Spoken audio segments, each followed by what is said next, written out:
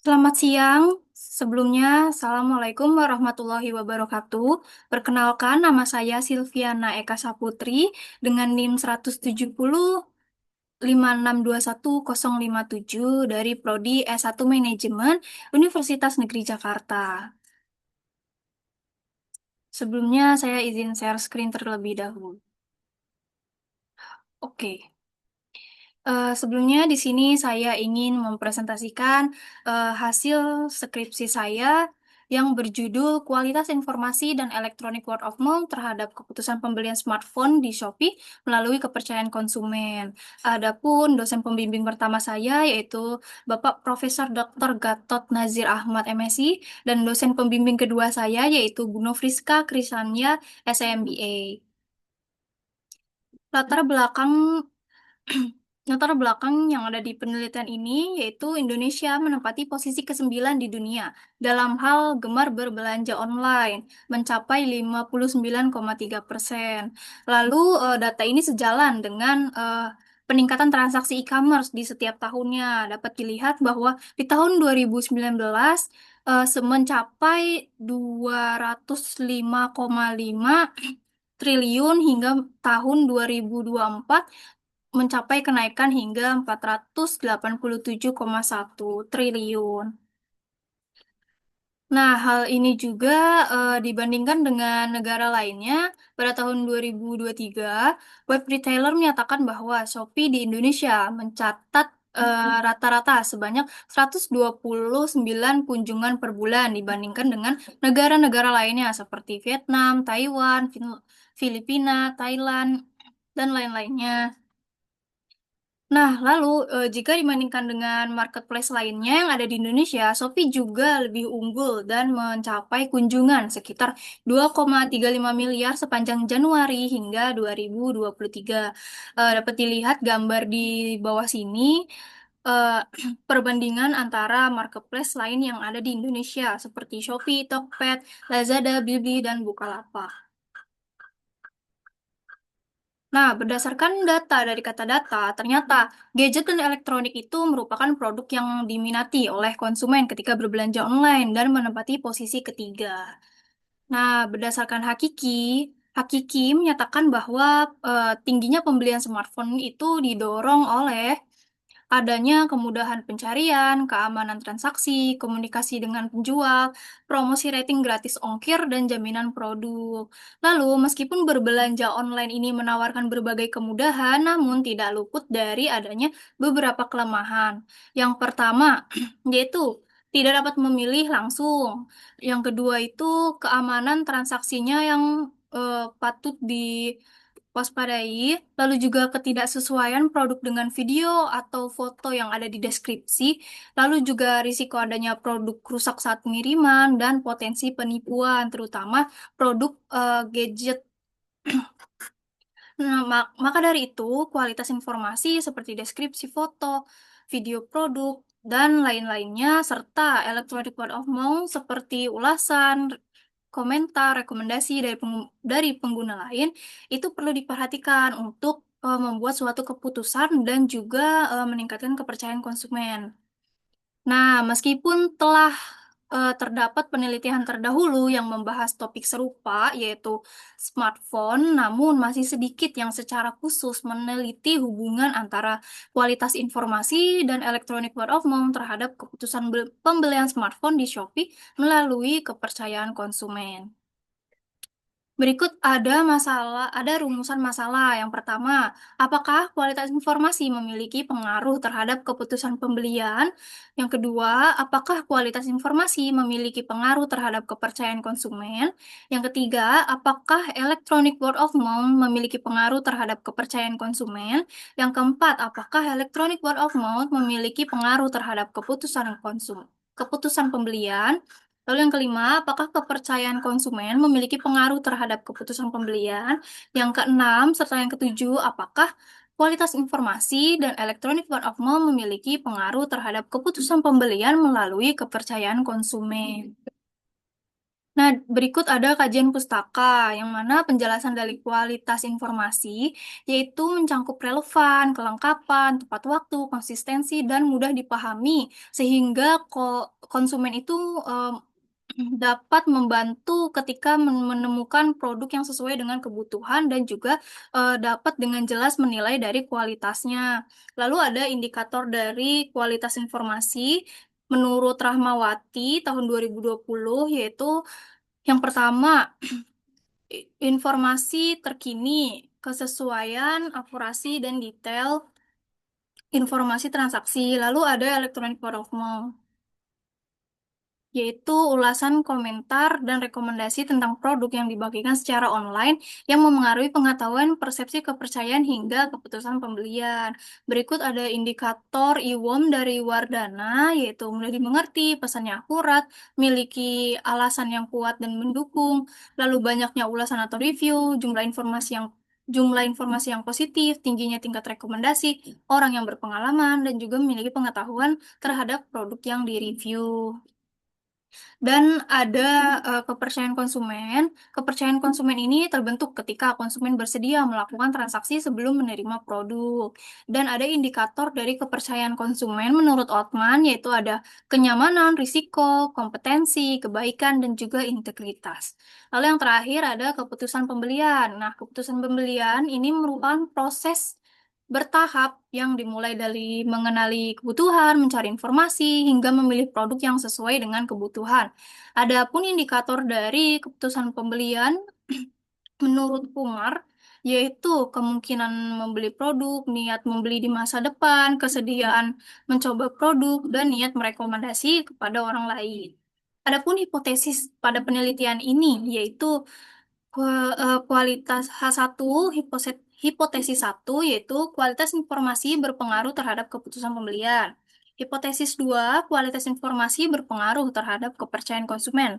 Hipotesis 3, electronic word of mouth berpengaruh terhadap kepercayaan konsumen. Hipotesis 4, electronic word of mouth berpengaruh terhadap keputusan pembelian. Lalu hipotesis kelima, kepercayaan konsumen berpengaruh terhadap keputusan pembelian. Hipotesis 6, kualitas informasi berpengaruh terhadap keputusan pembelian melalui kepercayaan konsumen. Lalu hipotesis yang ketujuh, electronic word of mouth berpengaruh terhadap keputusan pembelian melalui kepercayaan konsumen. Berikut terdapat jurnal terdahulu yang mendukung hipotesis-hipotesis berikut dari hipotesis 1 hingga hipotesis 7. Adapun metode penelitian di penelitian ini waktu dan tempatnya itu dimulai dari bulan Februari hingga bulan Juli dan berada di wilayah Jakarta, Bogor, Depok, Tangerang, dan Bekasi atau Jabodetabek.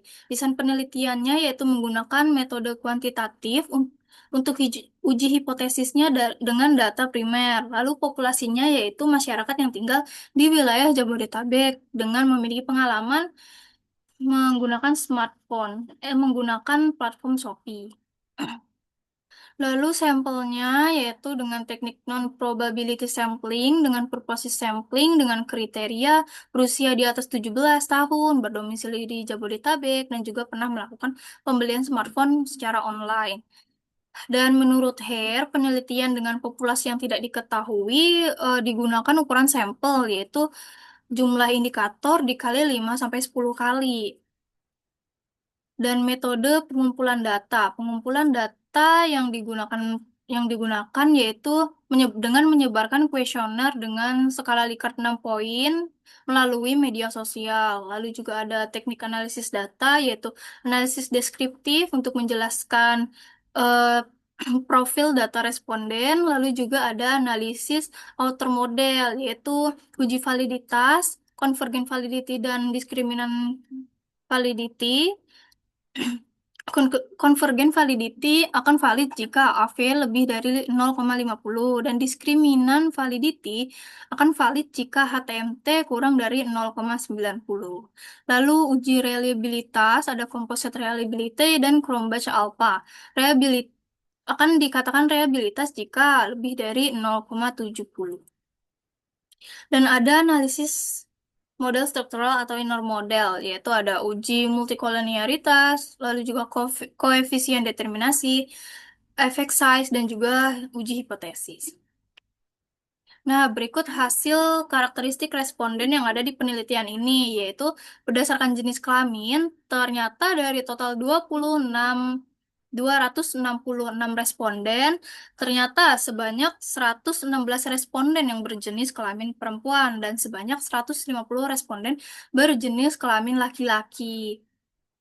Dan berdasarkan usia, ternyata mayoritas responden itu berusia di antara 22 sampai 26, lalu diikuti dengan 27 sampai 31 tahun, dan diikuti dengan usia 17 hingga 21 tahun. Di sini berdasarkan tingkat pendidikan, mayoritas responden berada di tingkat pendidikan sarjana, SLTA, dan juga diploma. Dan kalau berdasarkan pekerjaan, rata-rata mayoritas responden itu bekerja sebagai karyawan swasta, pelajar atau mahasiswa, dan juga pegawai negeri. Dan jika berdasarkan dengan domisili, ternyata mayoritas respondennya itu berdomisili di Jakarta, Bogor, dan Depok. Serta berdasarkan penghasilan per bulan, ternyata responden itu memiliki jumlah penghasilan sekitar 3 sampai 5 juta dan juga 1 sampai 3 juta dan 5 sampai 7 juta. Di sini ada hasil dari validitas konvergen, yang mana uji AV itu digunakan untuk menunjukkan seberapa besar varians indikator dapat dijelaskan oleh konstruk. Di sini dengan ketentuan AV lebih dari 0,50. Nah, berdasarkan tabel berikut, AV semuanya lebih dari 0,50, maka dapat dikatakan seluruh konstruk pada penelitian ini dinyatakan valid dan memenuhi kriteria validitas konvergen. Lalu ada uji determinan, diskriminan. Nah, uji HTMT menunjukkan masing-masing konstruk memiliki kekasan yang berbeda. Dan nilai HTMT dianggap baik jika nilainya itu di bawah 0,90. Dan berdasarkan tabel ini, semua nilainya berada di bawah 0,90. Dengan demikian, uji HTMT memenuhi ketentuan uji diskriminan. Lalu ada uji reliabilitas digunakan untuk mengukur konsistensi indikator dan mengukur konstruk. Nah, dapat dilihat nilai Cronbach alpha dan juga composite reliability itu berada di atas 0,70, yang artinya seluruh konstruk pada penelitian ini memiliki reliabilitas yang baik. Dan terdapat inner model yaitu multikoliniaritas. Pada tabel berikut dapat dilihat bahwa nilai FIV itu berada di bawah 5 sehingga seluruh variabel independen tidak memiliki multikoliniaritas. Dan di sini ada R square. Berdasarkan tabel, ternyata R square ini dianggap kuat berdasarkan pernyataan dari Chin karena nilai pada tabel itu mendekati nilai 0,67 sehingga R square ini eh, menjelaskan bahwa variabel independen mampu menjelaskan variabel dependen dengan prediksi kuat. Lalu ada efek size. Efek size pada tabel ini eh, memiliki pengaruh yang sedang dan juga yang kecil, seperti IWOM terhadap kepercayaan konsumen, kualitas informasi terhadap kepercayaan konsumen, dan juga kualitas informasi terhadap keputusan pembelian yang menunjukkan pengaruh sedang. Sedangkan IWOM terhadap keputusan pembelian dan keputusan pembelian terhadap eh, kepercayaan konsumen terhadap keputusan pembelian itu menunjukkan pengaruh yang kecil. Dan di sini ada hipotesis, yang mana hipotesis satu yaitu nilai original sampel, t-statistik, dan juga p-value-nya eh, memiliki angka yang dapat diterima, sehingga H1 diterima. Kualitas informasi berpengaruh positif dan signifikan terhadap keputusan pembelian, yang artinya semakin tinggi kualitas informasi yang diberikan, semakin tinggi juga konsumen untuk melakukan pembelian dan didukung oleh penelitian selanjutnya seperti Huda, Nabila, Rahmawati, Ridwan, dan juga yang NU. Lalu di sini hipotesis 2 juga diterima karena nilai original sampelnya yaitu nilai original sampel, statistik, dan juga p-value itu memenuhi kriteria, sehingga kualitas informasi berpengaruh positif dan signifikan terhadap kepercayaan konsumen, yang artinya semakin tinggi kualitas informasi yang diberikan, semakin meningkat pula kepercayaan konsumen. Lalu didukung dengan penelitian sebelumnya seperti Huang dan Nguyen, Maulana dan Nasir, Maulana dan Tiarawati, si Ahan, yang dan juga yang terakhir yang NU. Lalu hipotesis 3 juga diterima karena statistik dan juga p-value-nya memenuhi kriteria, yang artinya IWOM berpengaruh positif dan signifikan terhadap kepercayaan konsumen. Artinya, semakin IWOM yang dibagikan itu positif melalui sosmed atau media online, maka dapat menambah wawasan serta memberikan inspirasi terkait produk sehingga dapat meningkatkan kepercayaan konsumen. Lalu didukung oleh penelitian sebelumnya seperti Choi, Nurjamat, dan Gulo, dan juga Adrian, Nguyen, dan juga Shafi. Lalu ada hipotesis 4. Nah, hipotesis 4 juga diterima karena nilai original dan statistik dan juga p-value-nya memenuhi kriteria. Dan di sini artinya electronic word of mouth berpengaruh positif signifikan terhadap keputusan pembelian. Artinya semakin tinggi IWOM yang dibagikan, maka semakin meningkat juga konsumen untuk melakukan keputusan pembelian. Hal ini didukung oleh penelitian sebelumnya seperti Borty, lalu juga Asnawati, Choi, Ismail, dan No.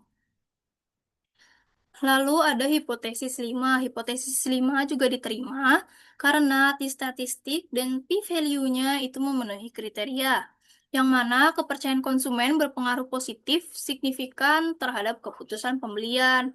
Artinya, jika konsumen memiliki rasa percaya yang tinggi terhadap produk, maka konsumen akan semakin yakin untuk melakukan keputusan pembelian.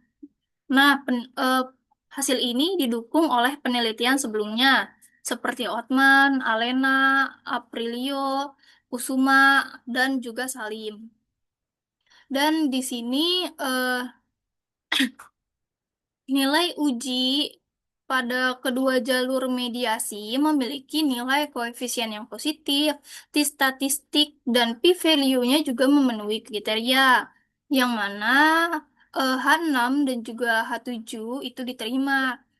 Artinya, kualitas informasi dan electronic word of mouth berpengaruh positif dan juga signifikan terhadap keputusan pembelian melalui kepercayaan konsumen.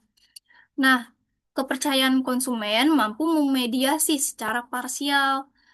Artinya, semakin tinggi kualitas informasi dan electronic word of mouth, maka kepercayaan konsumen akan mendorong meningkatnya keputusan pembelian. Di sini dapat disimpulkan bahwa kualitas informasi berpengaruh positif dan signifikan terhadap keputusan pembelian. Lalu, kualitas informasi juga berpengaruh positif dan signifikan terhadap kepercayaan konsumen. Electronic word of mouth berpengaruh positif dan signifikan terhadap kepercayaan konsumen. Electronic word of mouth berpengaruh positif dan signifikan terhadap keputusan pembelian. Lalu, kepercayaan konsumen berpengaruh positif dan signifikan terhadap keputusan pembelian. Kualitas informasi berpengaruh positif dan signifikan terhadap keputusan pembelian melalui kepercayaan konsumen. Dan juga electronic word of mouth berpengaruh positif dan signifikan terhadap keputusan pembelian melalui kepercayaan konsumen. Adapun implikasi teoritis dari penelitian ini yaitu dapat memperkuat teori manajemen pemasaran terkait faktor yang dapat memengaruhi keputusan pembelian. Lalu juga menegaskan penelitian terdahulu terkait peran kualitas informasi dan juga IWOM dalam membentuk kepercayaan konsumen serta keputusan konsumen. Lalu juga memperluas literatur terkait perilaku konsumen dalam konteks pembelian online di e-commerce Shopee, khususnya pada smartphone. Dan juga ada implikasi praktis, yang mana untuk mendorong penjual online untuk menyajikan kualitas informasi yang lebih baik terhadap produk yang ditawarkan. Lalu juga mendorong penjual online untuk memberikan tanggapan dan juga memanfaatkan fitur-fitur yang ada di Shopee. Lalu mendorong penjual online untuk memenuhi kesepakatan dalam memenuhi kebutuhan konsumen dengan jujur. Lalu yang terakhir yaitu mendorong penjual untuk memperkenalkan produk supaya konsumen lebih familiar. Adapun keterbatasan pada penelitian ini, yaitu responden terbatas pada 266 saja dan berdasarkan di wilayah Jabodetabek saja.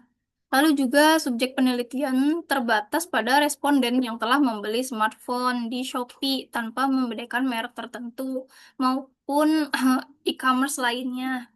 Lalu juga penggunaan metode kuantitatif dan kuesioner tertutup membatasi kedalaman informasi terkait motivasi dan alasan responden. Lalu ada rekomendasi dari penelitian yaitu eh, lebih baik melibatkan responden lebih banyak dan juga beragam wilayah. Lalu fokus penelitian pada merek smartphone tertentu untuk memahami perilaku konsumen terhadap brand spesifik. Lalu menggunakan metode pendekatan kualitatif atau mix method untuk menggali lebih dalam motivasi dan juga alasan konsumen ketika mengambil keputusan pembelian. Oke, baik. Seperti itu terkait hasil skripsi saya. Kurang lebihnya mohon maaf. Wassalamualaikum warahmatullahi wabarakatuh.